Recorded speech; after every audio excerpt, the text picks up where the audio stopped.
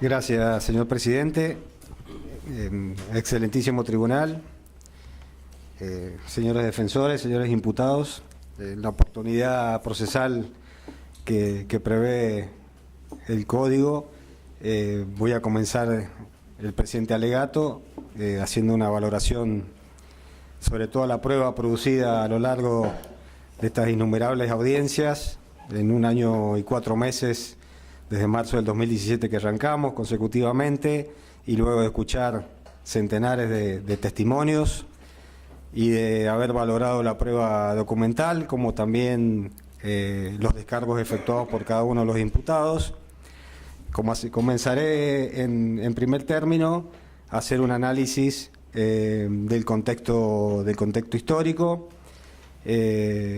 fundamentalmente el contexto histórico que abarcó los hechos anteriores al golpe de Estado del 24 de marzo de 1976, considerando también, haciendo un análisis de los hechos genéricos, ¿no es cierto?, de lo que constituyó el terrorismo de Estado, y considerando gran parte de ese contexto histórico como un hecho notorio que a criterio de este Ministerio Público entendemos que no necesita ser probado en razón de las innumerables cantidades de fallos judiciales y sentencias ya en estado de firmeza y de autoridad de cosa juzgada, desde la sentencia 13 del año 86 en adelante, y de toda la jurisprudencia después de la reapertura de los juicios a través de la anulación de las leyes de obediencia debida, punto final, y de considerar estos crímenes como delitos de lesa humanidad y por tanto imprescriptibles. Posteriormente haré un análisis de cada uno de los hechos. Comenzaré por la causa Nívoli, que fueron los hechos anteriores al golpe de Estado de 1976. Luego seguiremos con la causa denominada Masitelli, que es la causa de desaparecidos, para luego hacer un análisis de la causa Ripoll, la causa Sevinelli, por último la causa Bustos, que ya fue motivo de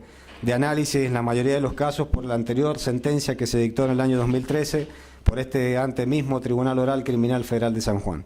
Después haré una referencia a la autoría y participación en grado que le corresponda a cada uno de ellos, ya sea como autor mediato o como coautoría funcional, distinguiendo las responsabilidades de cada uno de los imputados, para finalmente, en el caso de corresponder, efectuar el correspondiente pedido de pena a cada una de las personas que han sido sometidos a proceso en este debate oral y público. Esto es así, señor presidente, excelentísimo tribunal, y adelanto y voy haciendo una valoración de que luego de innumerables horas de audiencias, de relatos que describieron y demostraron el horror, que no hay límites para el horror, no hay límites para la crueldad humana, podemos asistir que no solo estamos asistiendo a un debate oral y público, a la realización de un juicio oral y público, sino que también estos sucesos que acontecieron en la provincia de San Juan forman parte del terrorismo de Estado, que no solo azotó toda la República Argentina en el periodo que vamos a analizar, y que San Juan no ha quedado al margen de esa crueldad que hemos podido analizar en el relato de cada una de las víctimas y lo que les tocó vivir. Esto, señores jueces, no solo es un ejercicio de memoria, no solo estamos reviviendo el pasado que nos tocó vivir, y sirve también los procesos de lesa humanidad como una herramienta para comprender qué sucedió. Necesitamos recuperar la memoria, recuperar el pasado, para que ninguna circunstancia nueva, para que esto no vuelva a suceder, y reprochando desde todo punto de vista el accionar violento y clandestino del Estado. Este juicio, señores jueces, y la sentencia que oportunamente recaiga, no borrará lo que sucedió en el momento más oscuro de nuestra historia, pero la verdad que hemos alcanzado luego de fagocitantes audiencias, contribuirá a cicatrizar algunas heridas y a traer un halo de paz a las víctimas y a sus familiares. Este juicio no solo integrará los anales de jurisprudencia de San Juan, sino que contribuirá a la comprensión histórica de lo sucedido en Argentina y será un aporte de la justicia federal a la consecución de los fines de memoria, verdad y justicia. Y en primer lugar, es preciso señalar, como decíamos recién,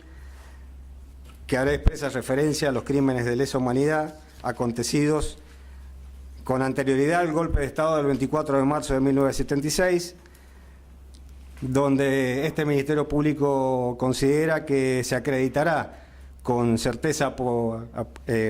apodíctica que los mismos obedecieron a una lógica represiva instaurada desde el seno mismo del Estado.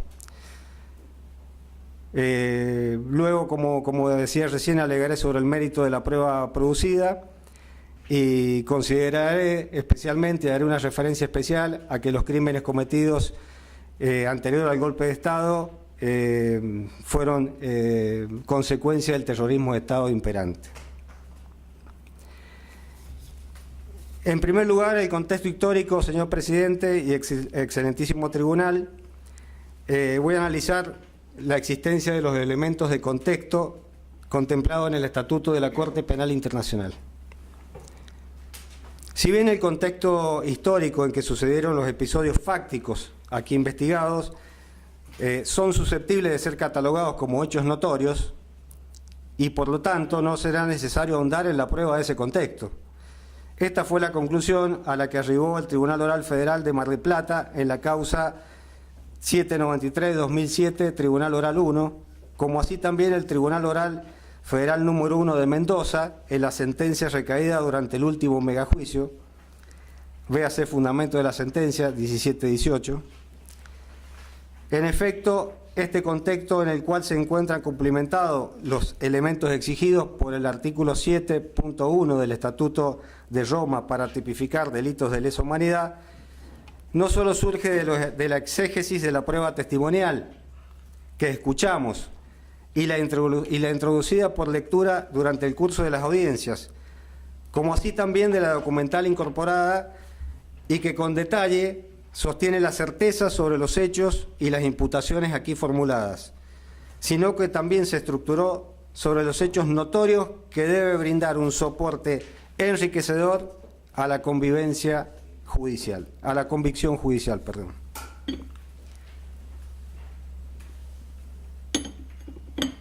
Por hecho notorio debe entenderse evento concreto cuyo conocimiento general convierte en irrelevante la prueba sobre el mismo. Un conocido aforismo jurídico refiere notoria non egento probatione, es decir, los hechos notorios no son objeto de prueba, porque son hechos cuya realidad puede conocerse por una actividad distinta a la probatoria procesal sin que suponga una merma de las garantías. Hechos notorios son aquellos cuya trascendencia pública o conocimiento general hace ocioso o inútil su discusión procesal y por lo tanto superflua la prueba.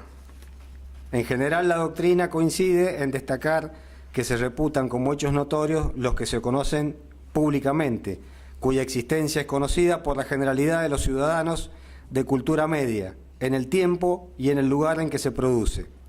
de tal modo que el juez tiene el deber de conocer tales hechos notorios, históricos y aplicarlos de oficio al caso que conoce, pues el mismo no requiere prueba.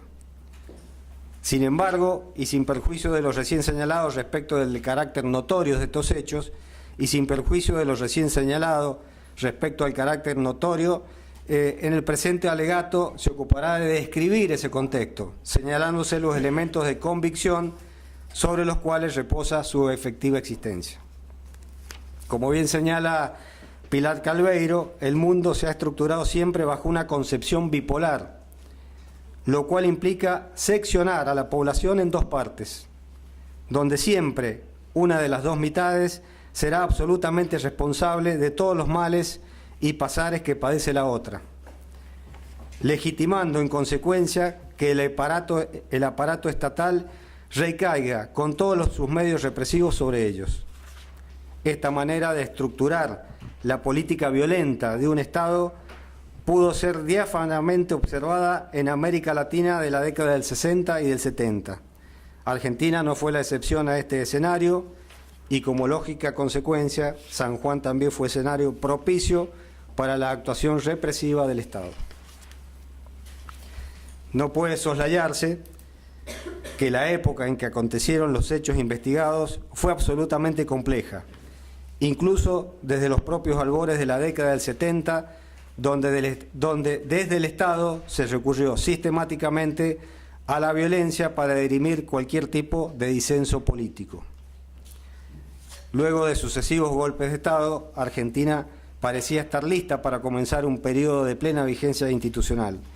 El 25 de mayo de 1973, Héctor Cámpora asumía la presidencia con la famosa consigna que rezaba: Cámpora al gobierno, Perón al poder. Pero esta primavera democrática fue breve y no desprovista de un contexto violento y convulsionado. Argentina asistió a una escalada de violencia, amenazas, atentados, secuestros, asesinatos, etc., protagonizados por organizaciones de distinta orientación política. Muchas de ellas se formaron desde el propio seno del Estado, con su pleno apoyo y aquiescencia. Ejemplos de ello fueron la tristemente célebre AAA, Alianza Anticomunista Argentina, y la Concentración Nacional Universitaria, CNU, cuya zona de influencia fue en las ciudades de Mar del Plata y La Plata. Ya existen antecedentes jurisprudenciales donde se condenaron a integrantes de estos organismos por delitos cometidos con anterioridad al golpe del 24 de marzo de 1976. Véase sentencia recaída en la causa 793-2007, Tribunal Oral número 1, y sus acumulados del Tribunal Oral en lo Criminal Federal de Mar del Plata, y resolución número 1075-2006, PL1 del Juzgado Nacional en Correccional Federal número 1. A esto podríamos agregarle, señor presidente, excelentísimo tribunal, un hecho cometido por la CNU en la provincia de San Juan, que constituyó el asesinato del diputado nacional Pablo Rojas para el mes de noviembre del año 75. Hechos por el cual están imputados y han sido procesados algunos de sus responsables, causa que se encuentra en etapa de instrucción actualmente. Tal como se destacó y destaca este Ministerio Público Fiscal, el Ministerio Público Fiscal en la emblemática causa de Automotores Orletti, el punto central del plan de represión estatal consistía en lo que se denominó un plan de lucha contra la subversión terrorista, el que básicamente consistía en a. capturar a los sospechosos de tener vínculos con la subversión, de acuerdo con los informes de inteligencia; b. conducirlos a lugares situados en unidades militares o bajo su dependencia;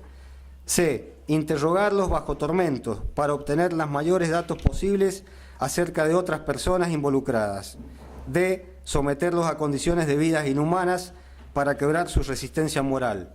e. realizar todas estas acciones con la más absoluta clandestinidad, para lo cual los secuestradores ocultaban su identidad, obraban preferentemente de noche, mantenían incomunicado a las víctimas, negando a cualquier autoridad, familiar o allegado el secuestro y el lugar de alojamiento. Y F. dar amplia libertad a los cuadros inferiores para determinar la suerte del aprendido, que podía ser luego liberado, puesto a disposición del Poder Ejecutivo Nacional, sometido a proceso militar o civil o eliminado físicamente. Estos hechos debían ser realizados en el marco de las disposiciones legales existentes sobre la lucha contra la subversión, pero dejando sin cumplir las reglas que se opusieron a lo expuesto. Asimismo, se garantizaba la impunidad de los ejecutores mediante la no interferencia de sus procedimientos, el ocultamiento de la realidad ante los pedidos de informes y la utilización del poder estatal para persuadir a la opinión pública y extranjera de que las denuncias realizadas eran falsas y respondían a una campaña orquestada tendiente a desprestigiar al gobierno. La sucesión de ideas antes enunciadas fue el fundamento que diera la Corte Suprema de Justicia de la Nación en la confirmatoria de la sentencia 13, fallos 309-1694. Si bien, excelentísimo tribunal, En San Juan no existieron grupos parapoliciales fuertemente organizados, como en otras provincias, tal como sucedía con el Comando Pío XII en Mendoza y su violenta persecución a meretrices. La temprana represión estuvo claramente institucionalizada, toda vez que fue la policía de San Juan, primero, y luego el ejército argentino, también quienes ejecutaron estas tareas represivas con suma violencia y con la certeza de impunidad que brindaba el apoyo estatal y la clandestinidad en la que se producían estos delitos. Existen numerosos elementos probatorios que acreditan esta circunstancia. Puede señalarse, por ejemplo, la carpeta B48 del Departamento de Informaciones D2 de la Policía,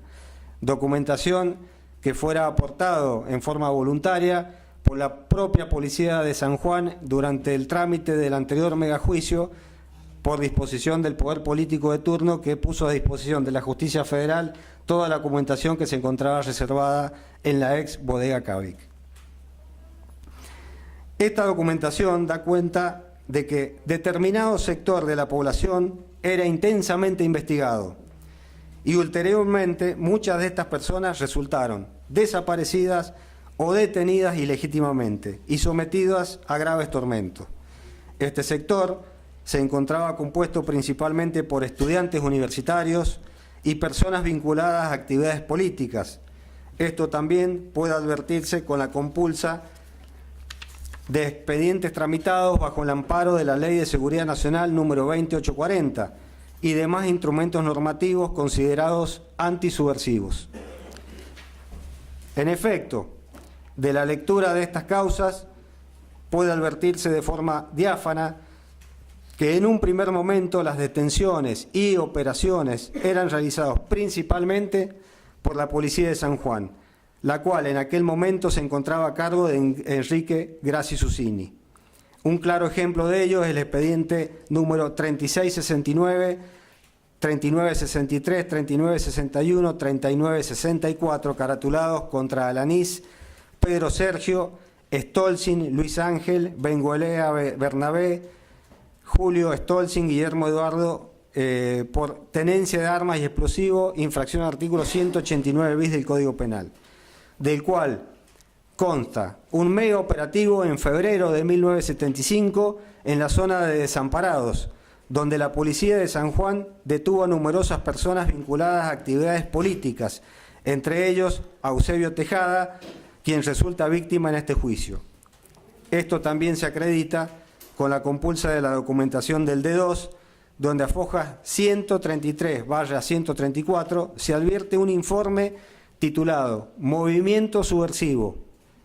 que documenta dicho operativo. En idéntico sentido, podemos señalar también los expedientes números 4258 y 4260, seguidos contra Alberto Esteban Conca y Eugenio Ochoa, el primero, y contra Diana Curbán y Norman Alan Pictor Greiner, el segundo. Aquí también se advierte una clara intervención de la Policía de San Juan. De hecho, numerosos efectivos policiales fueron felicitados por el entonces jefe de policía por haber participado de estos operativos, respecto de los cuales, se verá más adelante, resultan prácticamente idénticos de los hechos que allí se investigaban, circunstancia que da la pauta de que los mismos fueron armados y diseñados para intentar dar un manto de falsa legalidad a esas detenciones ilegítimas.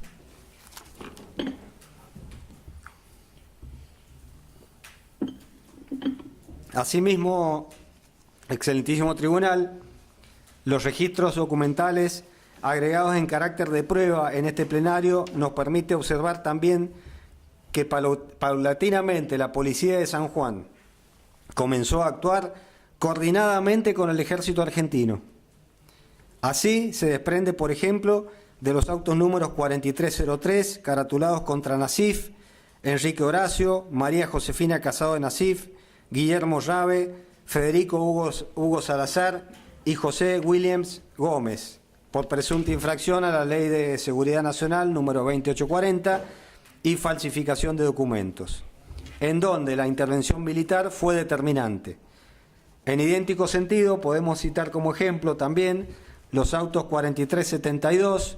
caratulados contra Miranda, Jorge Antonio, Acosta, Oscar Alfredo, Rodríguez, Virginia Irene, Payero, Miguel Juan, Tello, Omar Orlando, Navarro, viuda de Marinero, Mercedes Leal, María Cristina y Tello, Mario Lucio, por infracción a la Ley de Seguridad 2840, donde también se advierte un claro accionar conjunto entre militares y la fuerza policial. Retomando con el contexto normativo imperante, no puede soslayarse algunos instrumentos que definieron una política de persecución y aniquilamiento respecto de todo aquel que fuese considerado subversivo o afín a organizaciones políticas vinculadas a estos movimientos. En rigor, lo que se promovió desde las más altas esferas del poder fue institucionalizar la persecución política y legitimar operaciones clandestinas, siempre en perjuicio de un claro grupo de personas que básicamente se reducía a militantes políticos, estudiantes y personas vinculadas a la actividad sindical.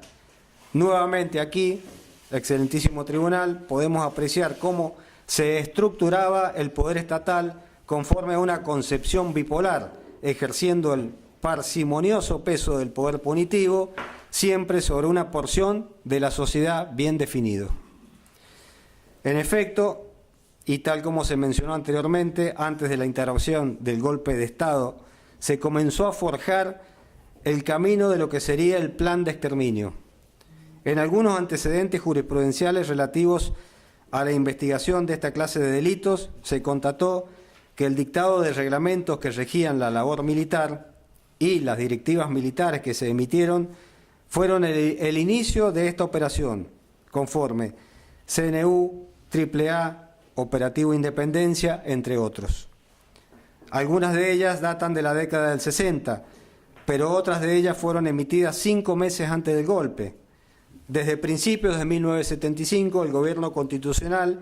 había optado por convocar al ejército argentino para intervenir en las operaciones de seguridad interna que pretendían desarrollar. Concretamente, se implementó una política de represión contra las organizaciones políticas que actuaban en la provincia de Tucumán. Así lo estableció el decreto 261 del 75, que fuera firmada por Isabel Perón y José López Rega, asumiendo el ejército el compromiso de ejecutar las operaciones militares necesarias para neutralizar y o aniquilar el accionar de los elementos subversivos que actuaran en esa provincia. Un mes antes de la firma del decreto civil 261, ya la superioridad del ejército argentino, por directiva secreta número 333, ordenó la implementación de un plan de aniquilamiento integral contra la subversión de la provincia de Tucumán. Esto dio lugar a que en febrero del mismo año se agregara a la directiva mencionada el anexo de órdenes donde se definió a la subversión como el enemigo de la sociedad, estableciéndose que combatir a los enemigos del pueblo se convierte en un imperativo. Igualmente, se declaró que los subversivos no serían tratados como prisioneros de guerra, ni como criminales comunes, ni tampoco como prisioneros políticos. Además, se exhortó a crear un estado de conciencia contra la subversión, caracterizando al oponente como enemigo de la sociedad, conforme orden número 1. Aquí podemos observar diáfanamente dos cuestiones de las descritas anteriormente. En primer lugar, al catalogar a las personas consideradas subversivas como enemigos de la sociedad, las esferas del poder no hicieron más que estructurar esa concepción bipolar de la realidad argentina, tal como enseña Pilar Calveiro, buscando culpar a ese sector de la población de todas las vicisitudes por las que atravesaba la sociedad argentina en aquel momento. Por otro lado, al negarles la calidad de prisioneros de guerra, no solo se los excluía de la posibilidad de ser beneficiados por las disposiciones de las convenciones de Ginebra, sino que de una forma tácita se los consideraba civiles, circunstancia que, como veremos, asume un gran valor en cuanto a los elementos de contexto que prevé el Estatuto de Roma para catalogar una conducta como delito de lesa humanidad. y asimismo permite descartar de plano cualquier intento de invocar la tristemente célebre teoría de los dos demonios.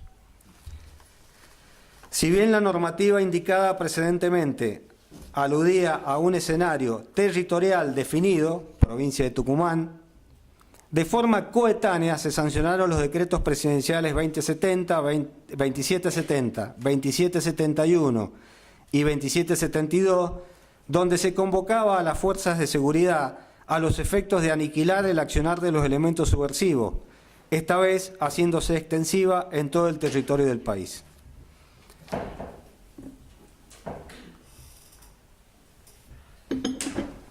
La significación de la palabra aniquilar, que fuera tomada por las defensas de los militares como un sinónimo de eliminación física y de esa manera justificar los homicidios perpetrados en dicha época, fue revertida por la Cámara Federal en el juicio de la Junta, donde se clarificó el alcance que debía darse a esta legislación especial, explicando que por aniquilamiento debía entenderse dar por término definitivo o quebrar la voluntad de combate de los grupos subversivos, pero nunca la eliminación física de esos delincuentes. Fallos 309, 2.105. Excelentísimo Tribunal, lo dispuesto en los decretos recién mencionados, 2770, 2771 y 2772, fue reglamentado a través de la Directiva número 1 del 75 del Consejo de Defensa, que instrumentó el empleo de las Fuerzas Armadas, de seguridad y policiales y demás organismos puestos a su disposición para la lucha antisubversiva, conforme al fundamento de la sentencia 13/84 de la excelentísima Cámara Federal en lo Criminal y Correccional Federal de la Capital Federal. Este diseño del Plan Sistemático de Represión se completó con el dictado de la Directiva del Comando General del Ejército número 404/75, titulada Lucha contra la subversión, del 28 de octubre de ese año, firmada por el entonces comandante Videla, donde se ordenaba ejecutar inmediatamente las medidas y acciones previstas por el Consejo de Defensa en la Directiva número 1 del 75 para la lucha contra la subversión. A través de esta directiva se reiteraba la organización del ataque en base a las jurisdicciones establecidas en el Plan de Capacidades de 1972, el que preveía la subdivisión geográfica del país. Este esquema sirvió de base al gobierno de facto para organizar y administrar las zonas prioritarias de lucha y el reparto de las jurisdicciones con el fin de ejecutar el plan de exterminio. Esta directiva también establecía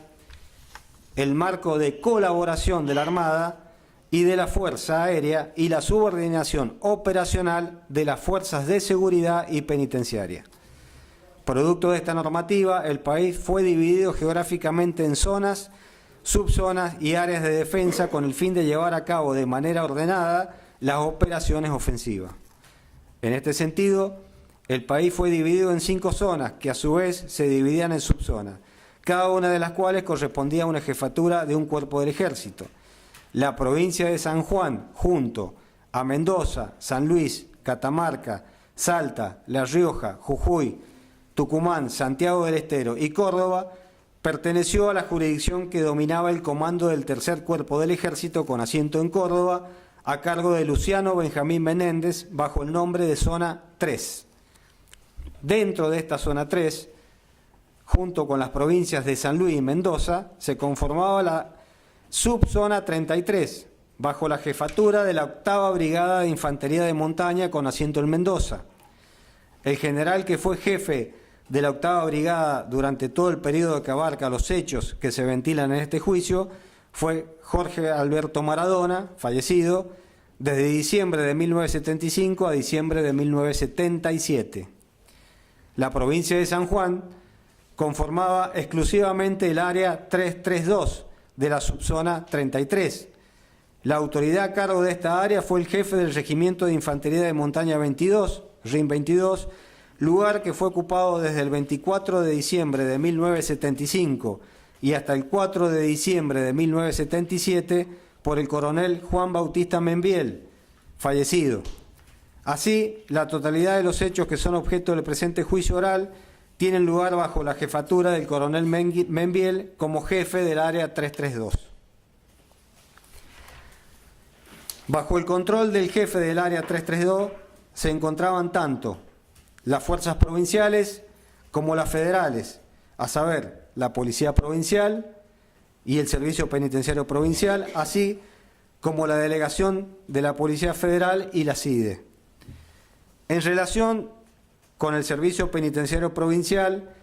el control militar del penal de Chimbas surge con toda claridad, no solo de las numerosas testimoniales que hemos oído en este juicio, sino también de prueba documental. Ver cuaderno, documentación D2 de la Policía de San Juan, autos 1077, acumulados 1085, 1086 y 1090, caratulados contra Martel, Osvaldo Benito y otros sobre averiguación e infracción delitos de lesa humanidad, prueba común. Tomo 1, en Fojas 24 se observa una nota firmada por el coronel Membiel en fecha 28 de marzo de 1976, que tiene por objeto comunicar directivas para el funcionamiento del Instituto Penal al jefe de policía de la provincia de San Juan, de conformidad con lo determinado en los decretos 2771, 2772 y 2773 del 75 y este último del 74, del Poder Ejecutivo Nacional. A partir de la recepción de la presente orden, reza esta documentación, el señor director del Instituto Penal de Chimbas se servirá a adoptar las medidas necesarias para que el personal detenido por actividades subversivas se ajuste en sus actividades diarias al régimen interno y de seguridad que se adjunta como anexo 1, que se agrega a continuación. El contexto que se viene analizando también ha sido evaluado y acreditado en numerosos antecedentes jurisprudenciales que también versaron en torno a la investigación de delitos de lesa humanidad cometidos con anterioridad al golpe de Estado ocurrido el 24 de marzo de 1976. Así puede señalarse que en la sentencia recaída en el debate oral y público donde se investigaban los crímenes de lesa humanidad perpetrados por la Concentración Nacional Universitaria, CNU, el Tribunal Oral Federal de Mar del Plata consideró que las normas impulsadas por el Estado Nacional entre 1974 y 1976 tuvieron como objetivo estructurar un plan sistemático enderezado a eliminar al disidente político, ver fundamentos de la sentencia dictada en la causa 33013-793 del 2007, Tribunal Oral 1. Este mismo tribunal señaló siempre en el contexto del juzgamiento de crímenes del CNU que aduna el contexto de notoriedad histórica el protagonismo de funcionarios del gobierno constitucional durante 1974-1975, cercano al Ejecutivo. El Ministerio de Bienestar Social de José López Rega tuvo un rol preponderante en el accionar de la denominada AAA, organización de similar orientación a la asociación ilícita que aquí se juzgara. Vastos sectores de las fuerzas de seguridad que ya participaban en la represión durante anteriores dictaduras e integrantes de la Administración de Justicia se alinearon a la práctica. Los discursos y entrevistas de Juan Domingo Perón, líder y conductor del Movimiento Nacional Justicialista, y posteriores decretos, hechos notorios conocidos por todos,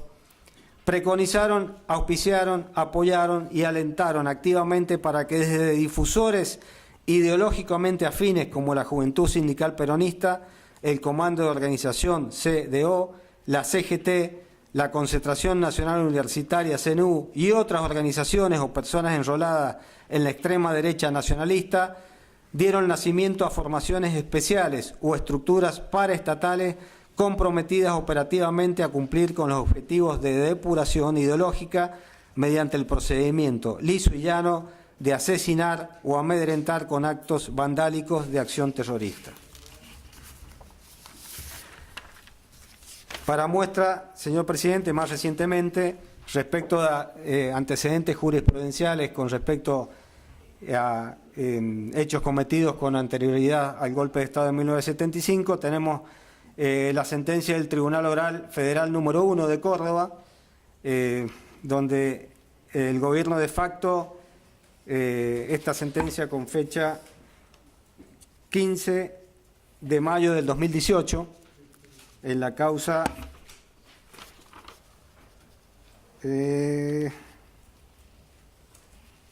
FCB 35022396, 2012, Tribunal Oral 3, González Navarro, Jorge y otros, sobre privación ilegítima de libertad. Fallo dictado el 17 de abril de 2018. Leo un párrafo de este fallo. En efecto, que los hechos que juzgamos hayan sido cometidos en la vigencia de un Estado democrático de derecho no los hace de por sí legales y legítimos, puesto que sostenemos más arriba que fueron cometidos no por el Estado legítimo y legal, sino por sectores de las Fuerzas Armadas y de Seguridad que, actuando clandestinamente y sin sujeción a los poderes del Estado, organización de cometer estos actos para promover una política de Estado, artículo 7, apartado 2 del Estatuto de Roma. Los llevaron adelante con el claro propósito de ejecución de una política de exterminio de opositores que a partir del 24 de marzo de 1976 se dirigió en una embosada política del Estado. Textual. Así, excelentísimo tribunal, este contexto de terror fue perfectamente descrito por el filósofo Marcelo Raffin, quien en una magistral obra expresó que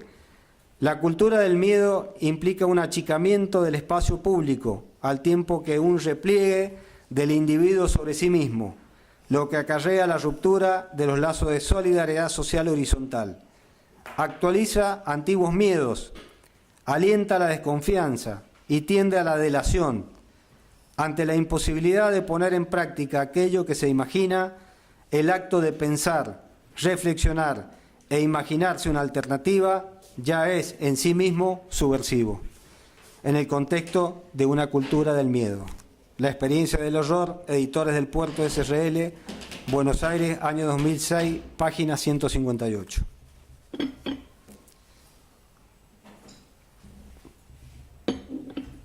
En este plano, señor presidente, excelentísimo tribunal, no quedan dudas de que confluyen cada uno de los elementos de contexto regulados en el artículo 7.1 del Estatuto de Roma de la Corte Penal Internacional, razón por la cual cabe concluir que las conductas aquí investigadas encuadran en la categoría de crímenes de lesa humanidad. En efecto, ya con anterioridad al golpe de Estado se había estructurado en la República Argentina y lógicamente también en la provincia de San Juan un plan sistemático de represión contra la población civil, particularmente contra los sectores ya mencionados. De esta manera, en la sentencia de la causa CNU ya invocada, el Tribunal Oral Interviniente manifestó que se puede afirmar que estas acciones criminales aparecieron antes del golpe militar del 24 de marzo de 1976, con el fin de perseguir, neutralizar y finalmente eliminar al adversario ideológico. Este fenómeno de dirimir en forma violenta el disenso político adquirió su perfil más virulento cuando de la misma administración del Estado o desde la cúspide del partido de gobierno o con su aquiescencia se alentó, promovió y protegió el acople de formaciones especiales que adquirieron la naturaleza de verdaderas asociaciones criminales que actuaron sobre diversos espacios institucionales con impacto lesivo en el cuerpo de la sociedad civil en parte de ella. En este sentido, resultan esclarecedores varios documentos elaborados por el Departamento D2 de la Policía de San Juan.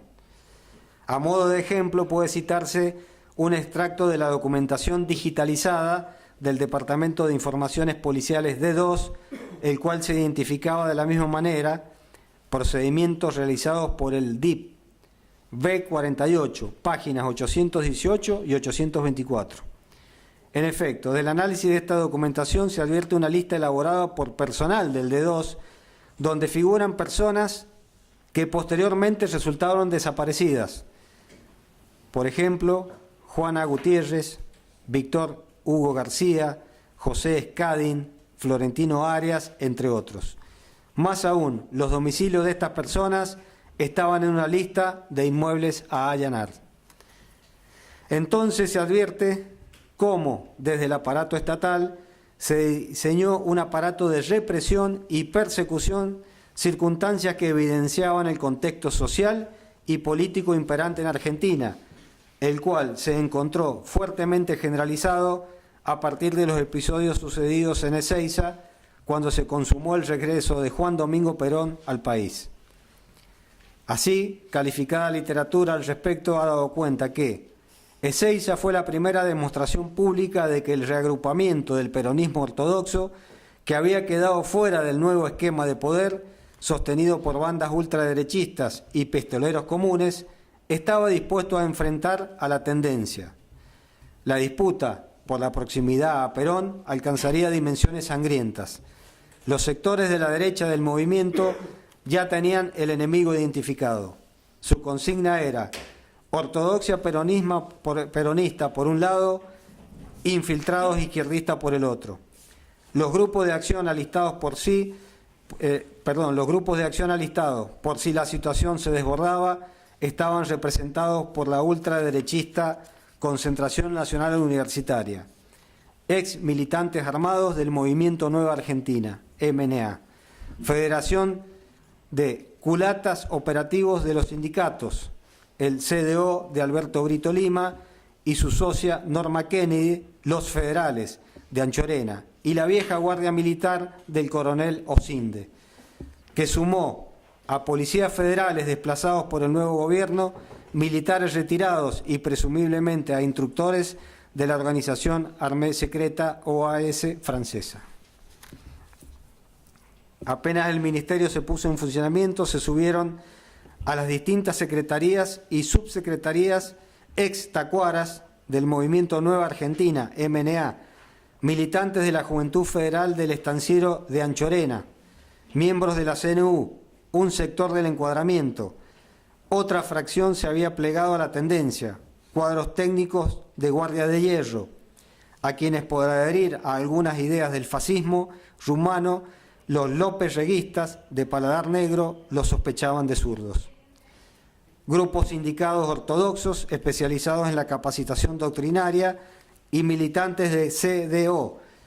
Toda agrupación que deseara eliminar del mapa a la izquierda peronista podía encontrar su refugio en alguna de las oficinas. Era un ministerio de puertas abiertas. Marcelo Larraqui, López Rega, Editorial Sudamericana, año 2007, Buenos Aires, páginas 141 y 156. Excelentísimo Tribunal, conforme a todos los testimonios que hemos oído a lo largo de todas estas audiencias, como así también en virtud de la demás prueba producida en esta etapa plenaria, no quedan dudas de que nos encontramos ante verdaderos crímenes de lesa humanidad, en donde resulta víctima no solo el elenco de personas y familiares que han declarado en este juicio, sino que es el género humano en su totalidad quien se encuentra afectado por estos delitos. Así lo ha entendido la Corte Interamericana de Derechos Humanos, en cuanto ha considerado que, según el corpus juris del derecho internacional, un crimen de lesa humanidad es en sí mismo una grave violación a los derechos humanos y afecta a la humanidad toda. Caso Almonacid, Arellano y otros versus Chile, Corte Interamericana de Derechos Humanos, excepciones preliminares, fondo, reparaciones y costas, sentencia del 26 de septiembre del 2006. En el mismo sentido, cita lo señalado por el Tribunal Penal para la ex Yugoslavia en el caso Erdemovich, en que se estableció que los crímenes contra la humanidad son serios actos de violencia que dañan a los seres humanos al golpear lo más esencial para ellos, su vida, su libertad, su bienestar físico, su salud y o su dignidad.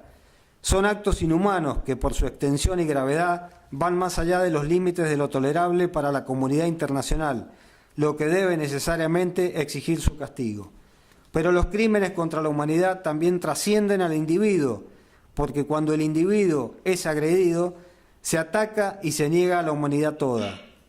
Por eso, lo que caracteriza esencialmente al crimen contra la humanidad es el concepto de la humanidad como víctima. Tribunal Penal Internacional para la ex Yugoslavia, Fiscalía versus Erdemovich, sentencia del 29 de noviembre de 1996, página 28, párrafo 28, perdón. Retomando con los elementos de contexto que debe concurrir para que una conducta sea catalogada como delito de lesa humanidad, es importante señalar que el artículo 7.1 del Estatuto de la Corte Penal Internacional prescribe que, a los efectos del presente estatuto, se entenderá por crimen de lesa humanidad cualquiera de los actos siguientes cuando se cometa como parte de un ataque generalizado o sistemático contra una población civil y con conocimiento de dicho ataque. A continuación se analiza cómo es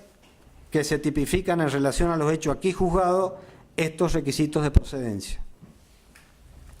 Ataque generalizado o sistemático. En relación a las características que puede tener el ataque, la Corte Penal Internacional ha dicho que el carácter generalizado hace referencia a una gran escala o que provoca un gran número de víctimas. Por otro lado, respecto al carácter sistemático, ha concluido que es necesario que exista cierto nivel de organización en el ataque y que sea improbable que sea fortuito. Beltrán Pablo, 2013, requisitos comunes a todo crimen de lesa humanidad. Sobre este punto,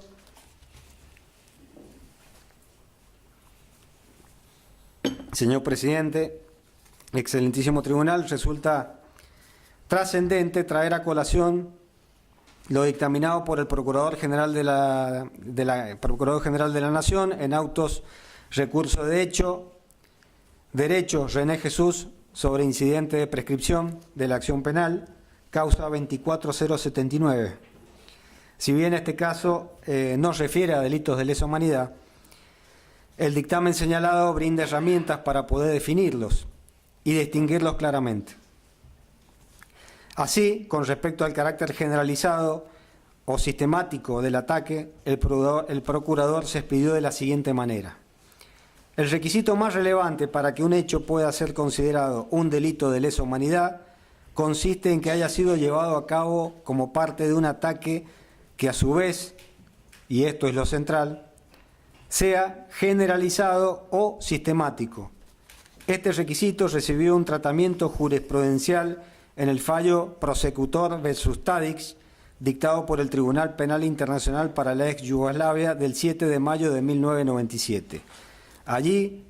se explicó, apartado 647 y siguiente, que la inclusión de los requisitos de generalidad o sistematicidad tenía como propósito la exclusión de hechos aislados o aleatorios de la noción de crímenes contra la humanidad.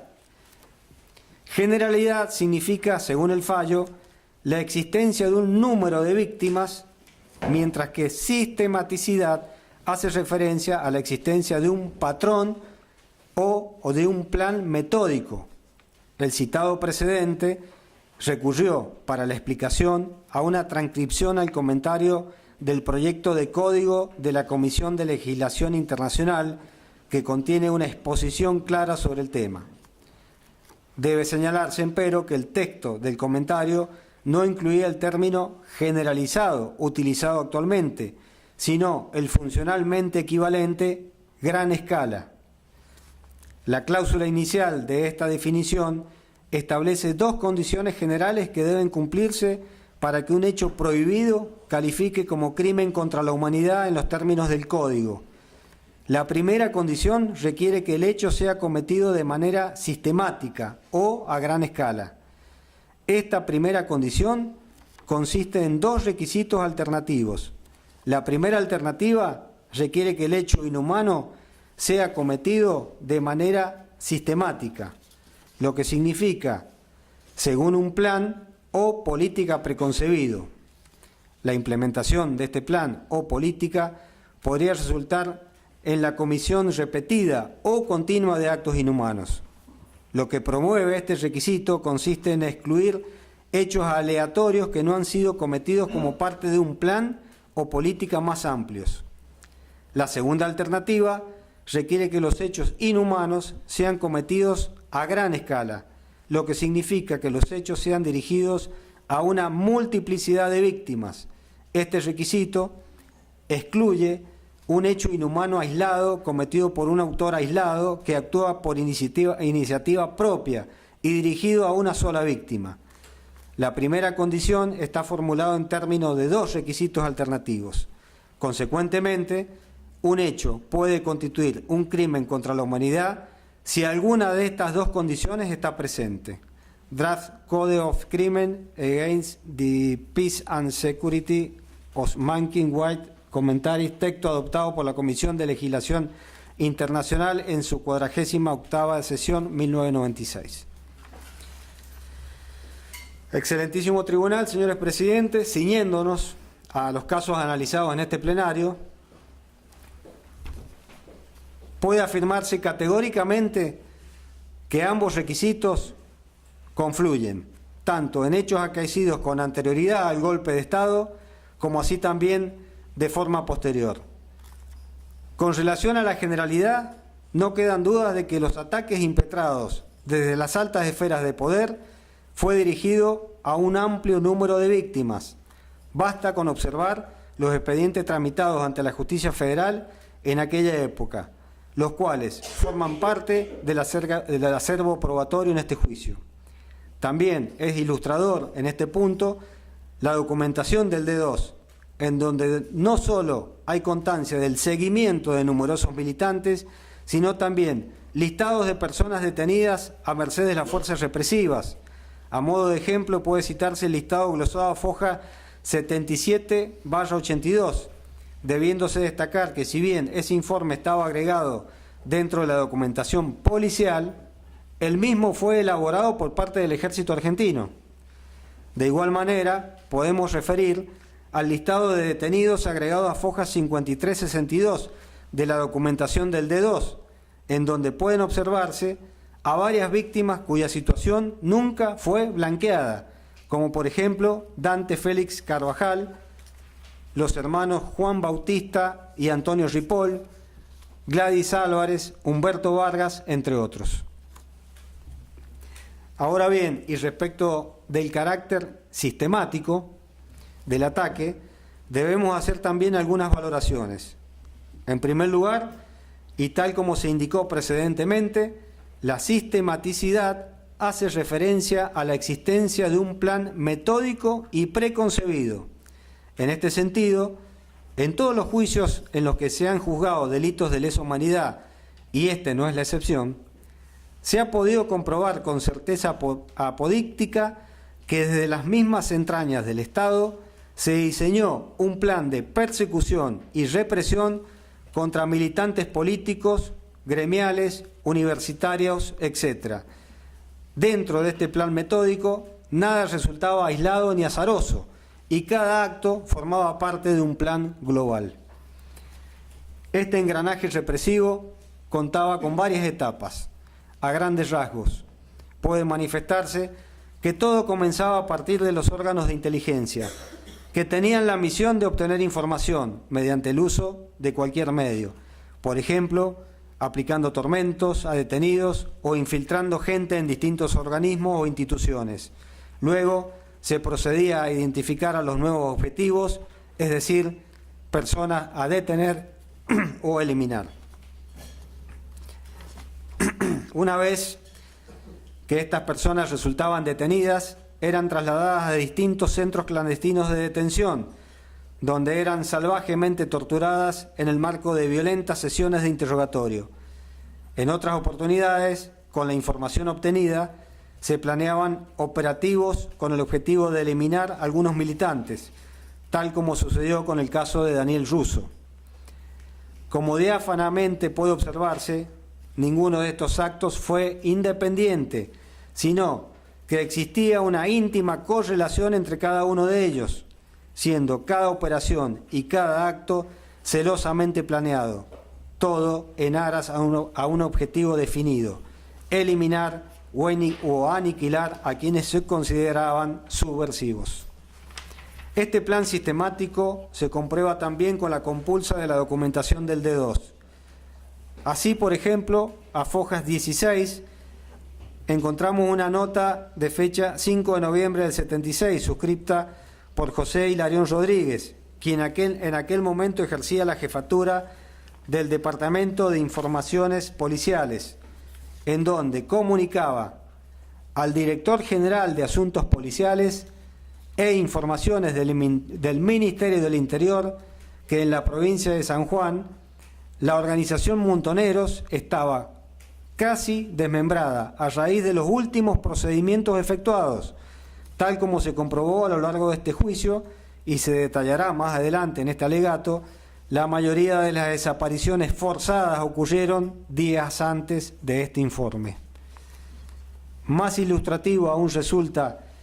el informe elaborado por el D2 y agregado a Foja 71, en donde se establece como objetivo principal de la institución la eliminación de la delincuencia subversiva, finalidad que, según este informe, estaba concretada en un 80%.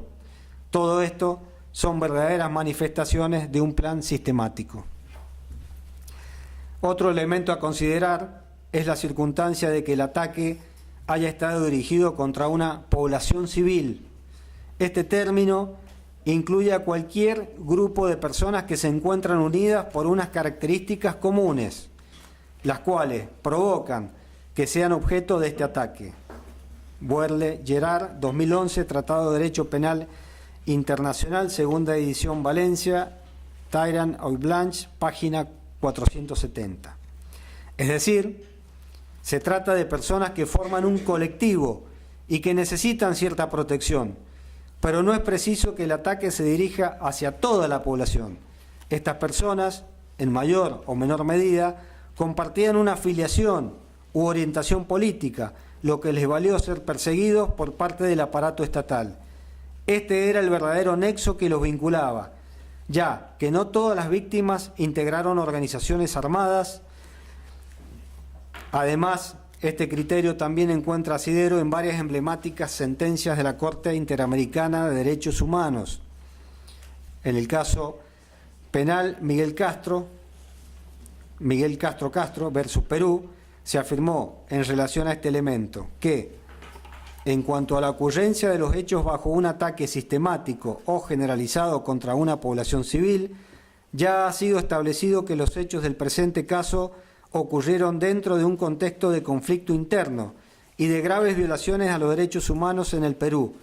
que el ataque a los internos que se encontraban en los pabellones 1A y 4B del penal Miguel Castro constituyó una masacre y que dicho operativo y el trato posterior otorgado a los internos tenía el fin de atentar contra la vida e integridad de dichos internos, quienes eran personas acusadas o sentenciadas por los delitos de terrorismo y traición a la patria.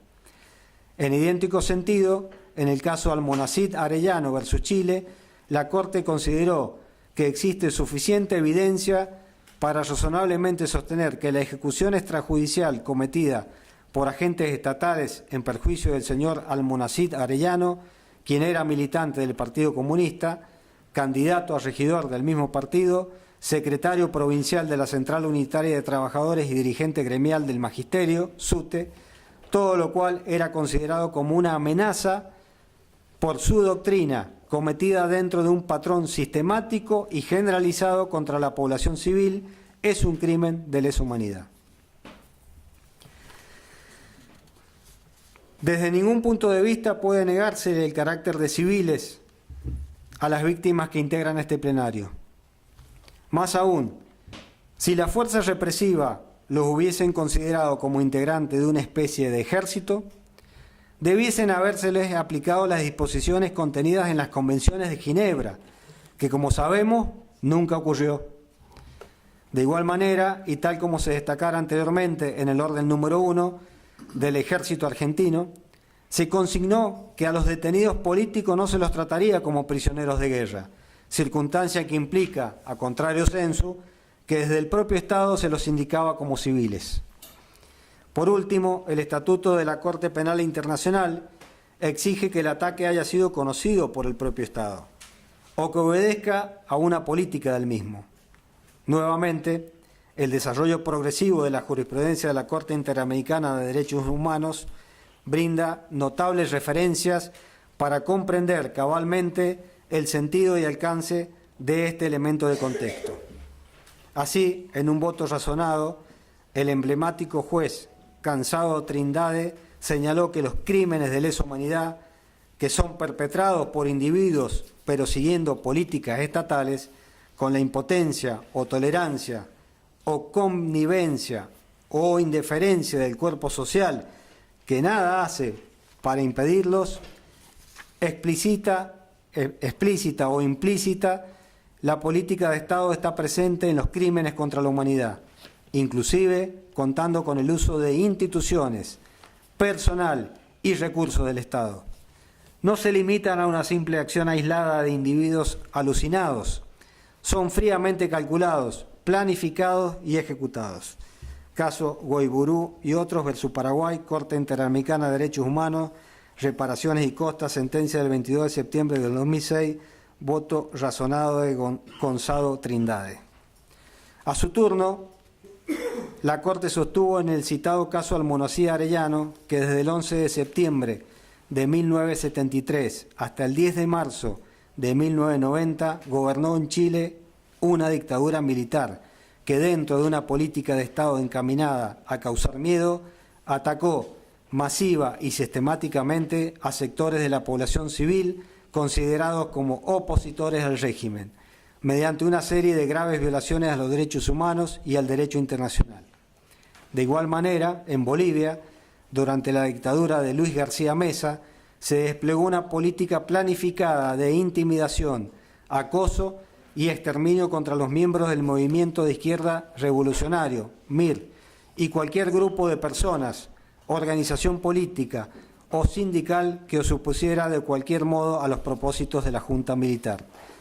Las fuerzas de seguridad y grupos paramilitares efectuaron graves violaciones a los derechos humanos bajo instrucciones y responsabilidad del Ministerio del Interior, en un ambiente de impunidad generado por las autoridades estatales. Caso Ticona Estrada y otros versus Bolivia, Corte Interamericana de Derechos Humanos, Reparaciones y Costas, sentencia del 27 de noviembre del 2008. Lo acontecido en la República Argentina, aún con anterioridad al golpe de Estado, no escapa a esta lógica. Antes de adentrarnos, excelentísimo tribunal, en la descripción de la plataforma fáctica en la que reposa este plenario, este Ministerio Público Fiscal estima necesario hacer unas breves referencias y consideraciones sobre el Regimiento de Infantería de Montaña 22 y sobre la Policía de San Juan, y dentro de esta particularmente del D2. Para cumplir con la finalidad de este proceso penal, que es el establecimiento de los hechos ilícitos y de los responsables de ellos, tenemos que aproximarnos a la estructura formal de la fuerza ejército y de las fuerzas bajo control de este. Como se dijo, la provincia de San Juan conformó el área 332 de la subzona 33. La jefatura del año 332 fue ejercida por el coronel Membiel como jefe del RIM 22, donde se cumplían las órdenes dictadas por la 8ª Brigada de Montaña, cita el Mendoza, a cargo del general Maradona como jefe de la subzona 33. Y en última instancia, emitidas por el comando del Tercer Cuerpo de Ejército a cargo del general Luciano Benjamín Menéndez, a cargo de la zona 3. La unidad de inteligencia denominada Destacamento de Inteligencia 144, con asiento en Mendoza, prestaba apoyo especializado en inteligencia en la región, en relación directa con el batallón.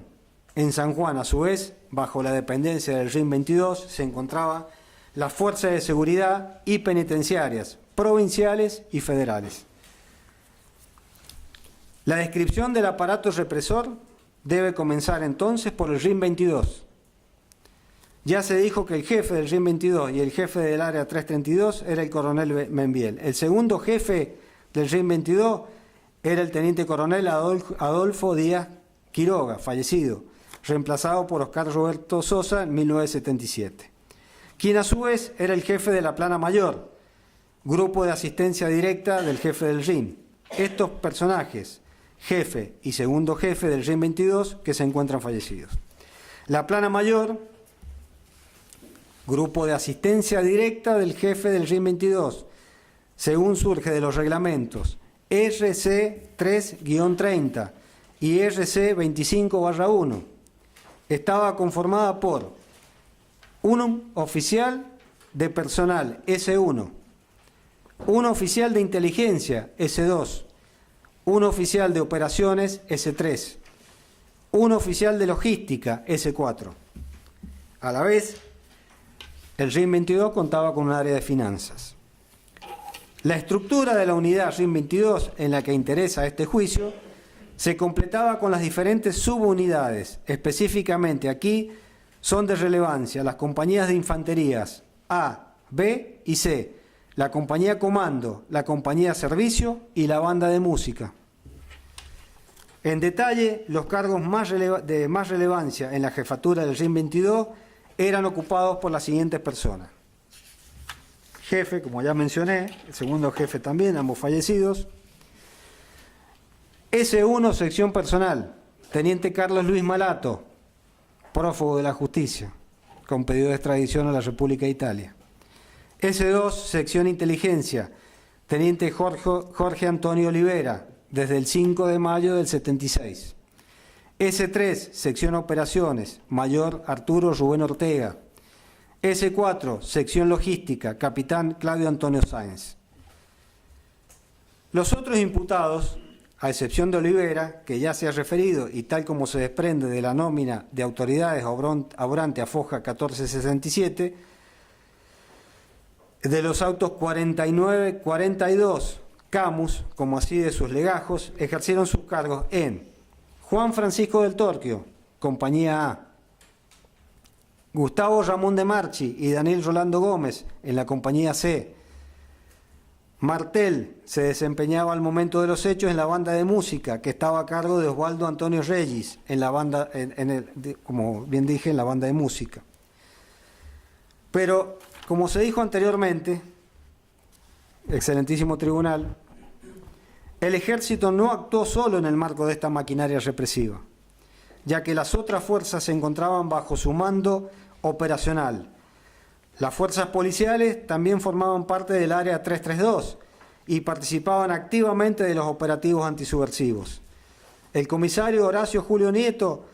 fue designado jefe de delegación de la Policía Federal desde el 18 de mayo de 1976 hasta el 1 de diciembre de 1978, mientras que el mayor Arturo Rubén Ortega fue puesto al frente de la Policía de la Provincia desde el 25 de marzo al 21 de junio de 1976, fecha en que fue reemplazado por el capitán Juan Carlos Coronel, regresando Ortega a sus funciones al RIM 22. En el caso de la Policía de la Provincia,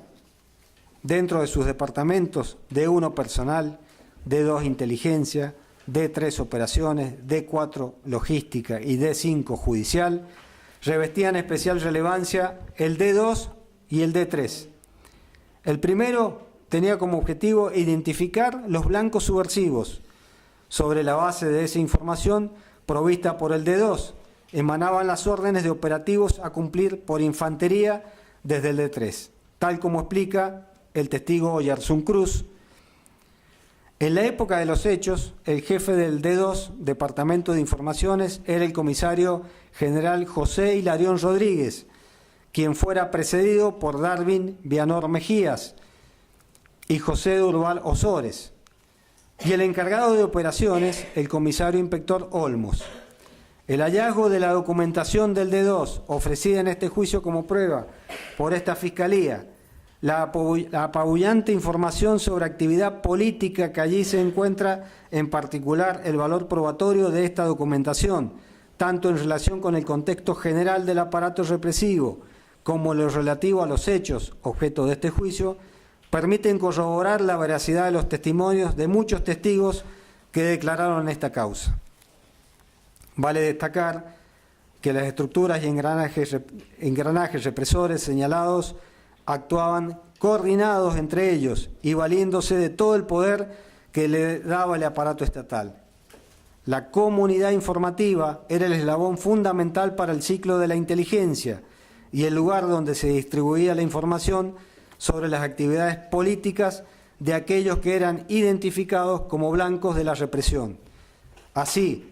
como de la información obtenida obtenida de las diversas fuentes y medios entre los que se contaba el interrogatorio bajo tormentos a quienes eran detenidos. Ya se ha hecho referencia a la normativa del Ejército más general, que indicaba la importancia de la comunidad informativa, tal como la Directiva 1 del 75. Sin embargo, existe otra normativa específica que indica la relevancia de este medio de edificación del aparato de inteligencia. En efecto, la misma importancia puede observarse en el reglamento del Ejército RS-9-1, Operaciones contra elementos subversivos. El artículo 4.003 establecía que puede afirmarse sin temor a equivocación que en la lucha contra los elementos subversivos tiene más valor la información transformada en oportuna y adecuada inteligencia que el despliegue de efectivos militares en misiones de patrullaje u hostigamiento sobre zonas o blancos que no han sido fijados previamente. La información es importante en las etapas de la lucha, pero donde adquirirá más trascendencia es en la fase inicial del proceso, en las acciones contra la acción clandestina destinada a la búsqueda y aniquilamiento de la organización celular. En estas circunstancias, la acción informativa requerirá de técnicas adecuadas y personal con aptitud especial de inteligencia.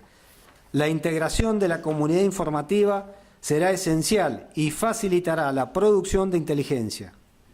El despliegue de los medios de información debe hacerse orientando la búsqueda sobre la población, en especial sobre los sectores afectados, infiltrando agentes que dispongan de la necesaria libertad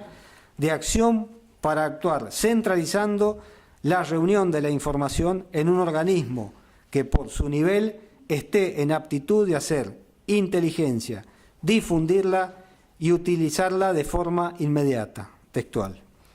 Por su parte, señor presidente, el artículo 5.007, inciso B, denominado los medios de inteligencia de las fuerzas legales, de este reglamento disponía: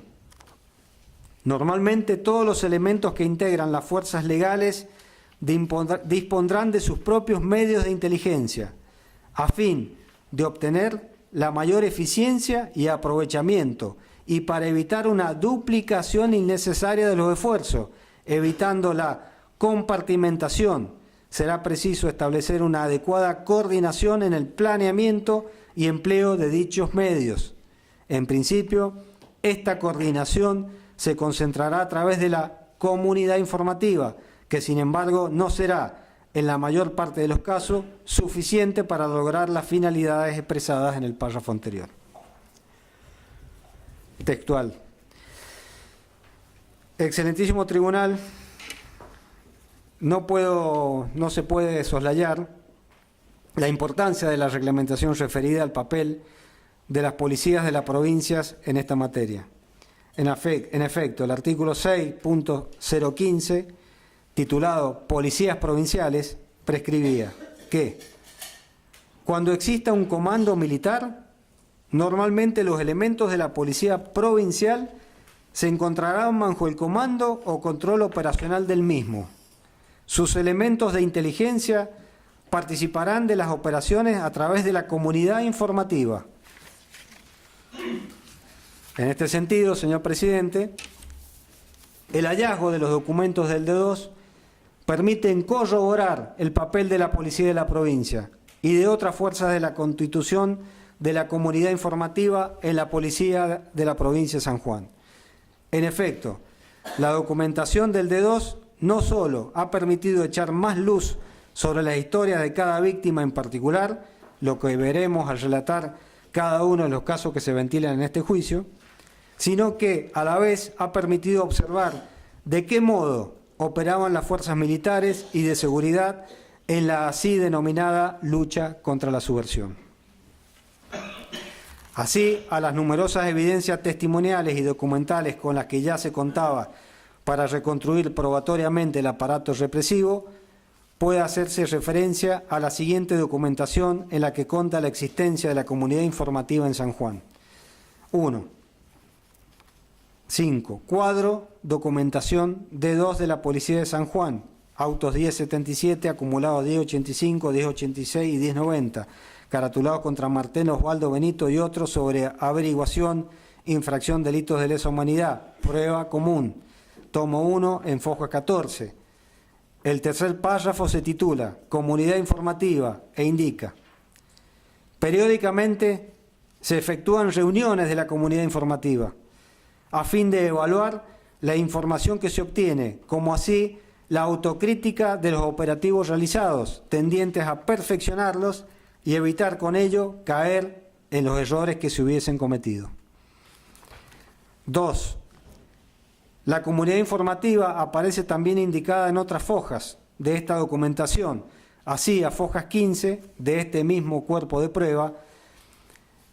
a continuación del párrafo anterior, se indica: a título de colaboración, se peticiona a Gendarmería Nacional réplica de la fotografía del causante que se adjunta, a los efectos de ser distribuida en la comunidad informativa. La foto que se solicita es la de Mario Alfredo Martínez, el Payo, habiéndosele secuestrado documentación y contando como prófugo. Martínez apareció muerto en un supuesto enfrentamiento en Pocito en noviembre de 1976, en la etapa más violenta de la represión, y la investigación de esta causa aún se encuentra en etapa de instrucción. 3. Lo propio ocurre en cuaderno de documentación D2 de la Policía de San Juan, autos 1077, y en el anterior contra Martel, Osvaldo Benito y otros, víctimas causa Erice, tomo 5, en foja 5, donde se indica IO, seguimiento y posible detención, así como participación a la comunidad informativa.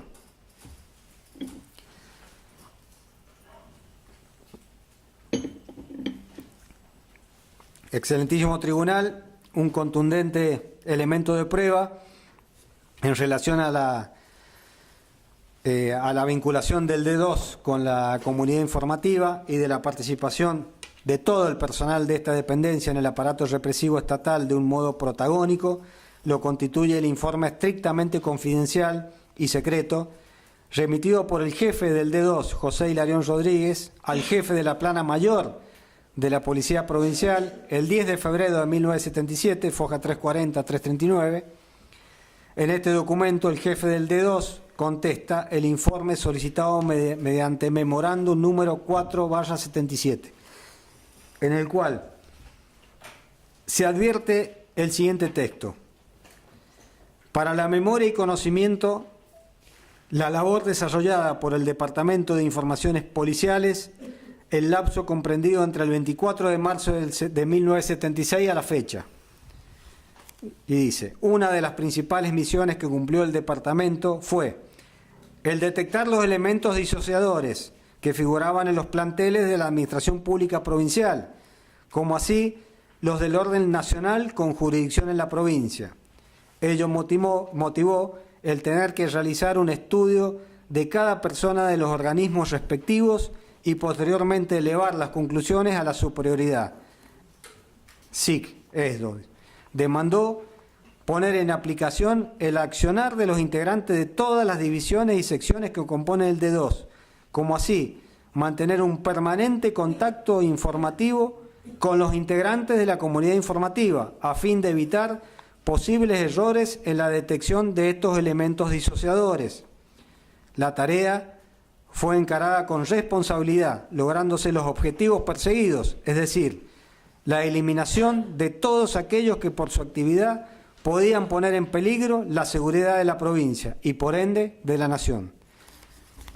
Documentación que se acompaña en la presentación, la carpeta mencionada, B48, carpeta 48, página 339/340. De igual modo, señor presidente, excelentísimo tribunal, se acredita el vínculo y conexión entre la comunidad informativa y la tarea desarrollada por el D2 mediante otro documento que data del 23 de junio de 1976, El jefe del D2, otra vez José Hilarión Rodríguez, le informa al jefe de la policía la labor realizada por el subcomisario José Claudio Guzmán, oficial subayudante Daniel Antonio Santaella, cabo primero Narciso Eleodoro Naveda y agente Carlos Mario Tello, encomendada por el suscrito de acuerdo a directivas impartidas por la superioridad referente al relevamiento de terreno, con minuciosos detalles del distrito Los Berros, del departamento Sarmiento, tarea esta que fue valorada y aceptada por la comunidad informativa, como muy completa y de gran interés por sus detalles de utilidad para futuras incursiones. En San Juan, el funcionamiento del aparato represivo tuvo sus particularidades. Como se dijo anteriormente, antes del golpe militar, la información y la inteligencia practicadas sobre toda la población con la excusa del combate a la subversión estuvo fundamentalmente en manos de la policía local, concretamente del D2. Este departamento combinó información, como lo indica su propio nombre, e inteligencia, si por tal se entiende solo aquello que comúnmente concebimos como tal, esto es, el espionaje, la reunión de datos complejos bajo un mismo patrón o algún trabajo elaborado en las filas contrarias, sino ese ir más allá del trabajo de calle, del fijoneo a través de los medios de comunicación o la delación. La fusión de inteligencia en manos del D2 significó la obtención de datos bajo tortura o mediante interrogatorios ilegales, los que conducían a su vez a nuevas violaciones de domicilio sin orden judicial o con órdenes automáticamente extendidas por los jueces federales de turno, y a nuevos secuestros en los domicilios particulares o a veces en la vía pública o en lugares de trabajo, tras lo cual venía todo el repertorio de delitos propios de un aparato terrorista estatal: las violaciones sistemáticas, el pillaje de bienes materiales, las torturas, vejaciones, humillaciones, extorsiones y el homicidio, por mencionar las más relevantes. Este extremo se acredita con las diversas constancias de las causas instruidas con motivo de infracciones a la Ley 20840 en todas las jurisdicciones. Así, diversas personas detenidas en procedimientos realizados en San Juan durante el año 1975, con la aquiescencia del Poder Judicial, denunciaron los malos tratos, actas irregulares y principalmente las torturas en sede militar y policial. En estos procedimientos participaban activamente el personal del Departamento de Informaciones de Policía de San Juan,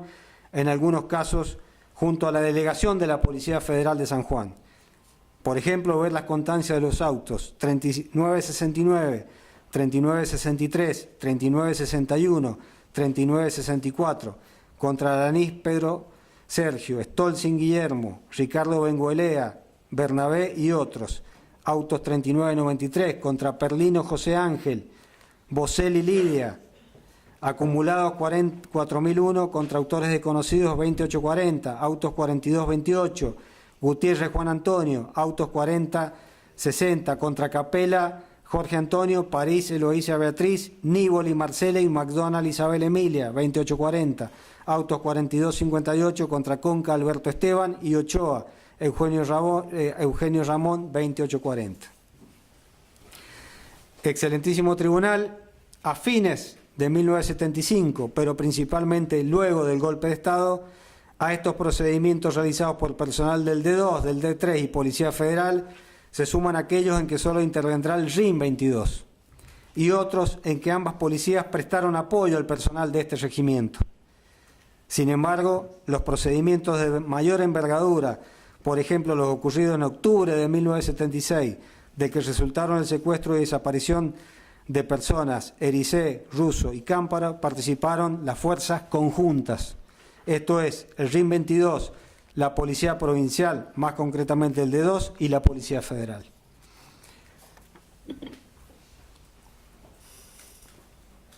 A esta actividad ilícita se incorporó el Ejército, principalmente a partir de octubre de 1975, o sea, una vez que las autoridades constitucionales le confiaron la responsabilidad en la lucha contra la subversión. Como demostraremos luego, en 1975, el Ejército, si bien asumió la conducción formal de la lucha contra la subversión, de acuerdo a los decretos 2770, 71 y 72, en San Juan, esto no implicó un desplazamiento del D2, sino todo lo contrario. Esta dependencia policial continuó totalmente activa, participando conjuntamente con el Ejército y la Policía Federal en la represión estatal. En este contexto fue que sucedieron los hechos que pasaré seguidamente a exponer. Si quiere hacer un cuarto intermedio y continuamos con el análisis de cada uno de los hechos. Gracias, señor presidente.